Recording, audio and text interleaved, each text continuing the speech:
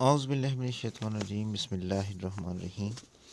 अस्सलाम वालेकुम ninth class I am रियासत Ali your physics teacher. Students, हमारा आज का जो लेक्चर है वो बेसिकली स्पेसिफिक हीट के रेलेवेंट है। सो स्टूडेंट्स, सबसे पहले ये जो हमारे टॉपिक में पहली ऐड है वो है what is meant by absolute zero. अगर आपको क्लियर नहीं भी नज़र आ रही तो मैं इसको केयरफुली बोल देता हूँ, आप इसको नोट कर लेना। स्टूडेंट्स, जो एब्सोल्यूट ज़ीरो है ये मोस्टली डिफाइन सुनी जाती है या कोई पूछ सकता है आपसे, तो zero on kelvin scale is called absolute zero. It's a theoretical temperature at which all substances have zero thermal energy. At this temperature, volume of an ideal gas reduced to zero. Absolute zero is equivalent to 0 Kelvin या -459 Fahrenheit और -273 degree centigrade. तो students, हम तीन तरह के scale पढ़ते हैं जो मैयर करने के लिए, टेम्परेचर को मैयर करने के लिए यूज़ होते हैं। तो स्टूडेंट्स, वो वाला टॉपिक हमारे स्मार्ट सिलेबस में इंक्लूड नहीं है, तो उसका हल्का सा क्लू आप ले लें कि सबसे पहले क्या है, केल्विन है, सेल्सियस है, फ़ारेनहाइट है।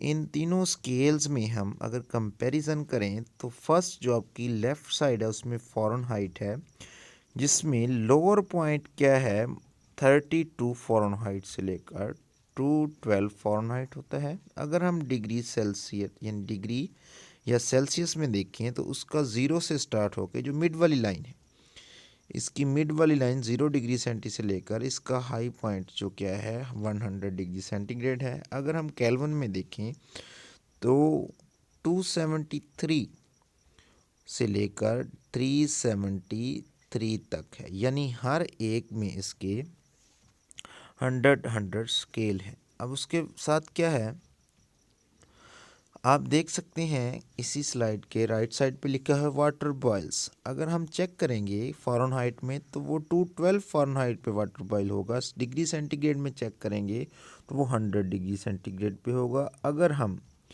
373 केल्विन पे चेक करेंगे यानी केल्विन में चेक करेंगे तो वाटर 373 पे बॉयल्स होगा। अब इसका रेफरेंस पॉइंट जो है वो 0 डिग्री सेंटीग्रेड है।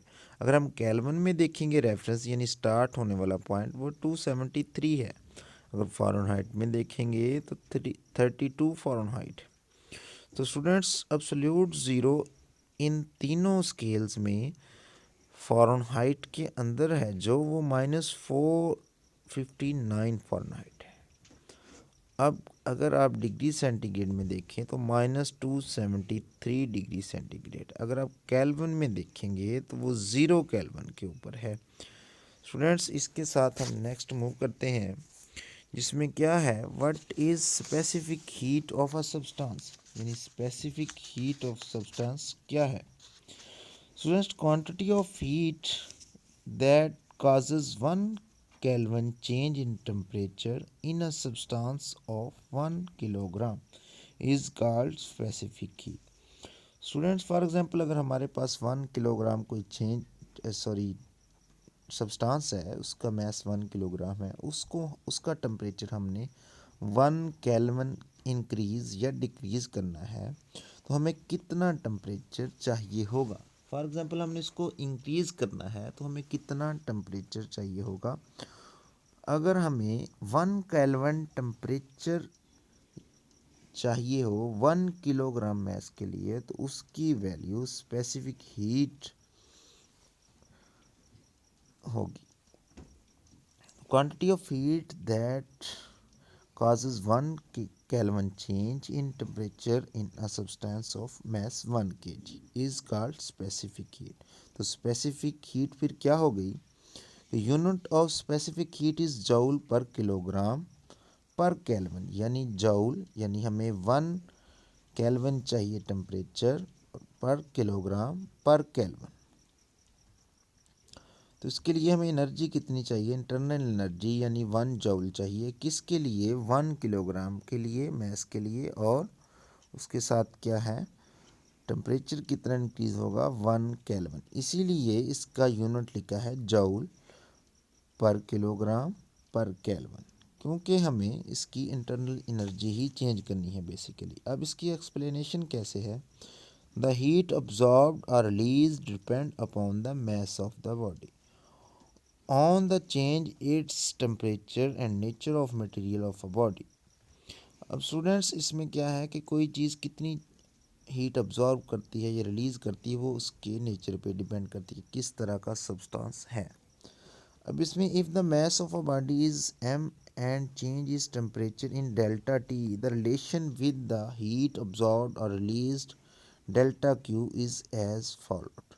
अब कहते हैं कितना वो हीट अब्जॉर्ब करेगा या रिलीज़ करेगा वो डिपेंड करती है, डायरेक्टली प्रोपोर्शनल है किसके, उसके मास के, जैसा कि हमने ऊपर स्टेटमेंट में पढ़ा। अब इसी को जो सेकंड लाइन में है, delta Q is directly proportional to delta T, यानी उसका टेम्परेचर। दूसरी लाइन में क्या है कि उसका कितना टेम्परेचर चेंज होगा कितनी एनर्जी देने से।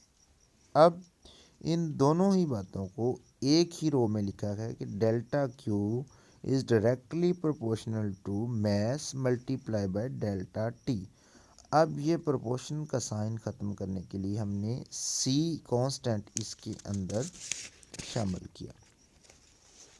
स्टूडेंट इससे नेक्स्ट स्लाइड के ऊपर आप चेक करें कि यहाँ जो बताया गया है कि where C is the proportionality constant named is as specific heat which depends upon the nature of substance. तो स्टूडेंट्स इसमें सी की जो वैल्यू है यानी स्पेसिफिक हीट है सी, इसकी वैल्यू जब हम फाइंड करेंगे तो वो delta Q over m delta T आएगी।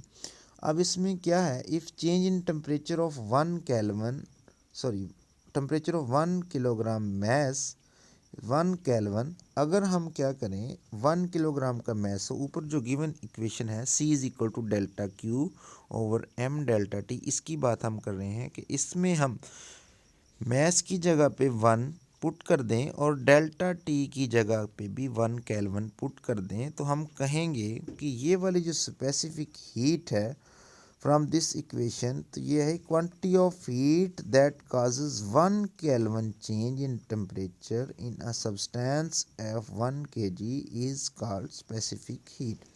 जो हमने डिफाइन पहले इसकी शुरू में की थी उसका है ये वाला मैथमेटिकली प्रूफ हल्का सा। तो स्टूडेंट इसके साथ क्या है, लेटेंट हीट ऑफ फ्यूजन। ये एक छोटी सी डिफाइन है स्टूडेंट्स, जो आप केयरफुली इसको रीड करें। इसमें क्या है, latent heat of fusion, quantity of heat which convert 1 kilogram of solid to liquid state at its melting point without the changing its temperature is called latent heat of fusion। तो student इसको हम latent heat of fusion को H F, यानी ये एक heat है H F के, इसको आप डिनोट करते हैं H F is equal to delta Q F over m. तो इसका जब हम डेल्टा क्यू एफ निकालेंगे तो एम एच एफ आ जाएगी। स्टूडेंट इसके साथ ही एक एम सी क्यूज गिवन है कि latent heat of fusion of ice, जब latent heat of fusion of ice कितनी है,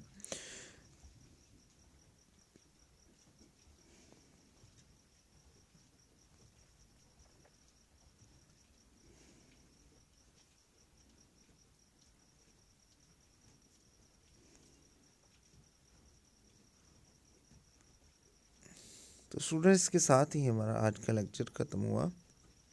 लेटेंट हीट ऑफ फ्यूजन, इसके साथ आप ये वाला MCQ साथ में नोट करेंगे तो आपका आज का लेक्चर ख़त्म हुआ। तो इंशाल्लाह नेक्स्ट लेक्चर में दोबारा हाज़िर होंगे।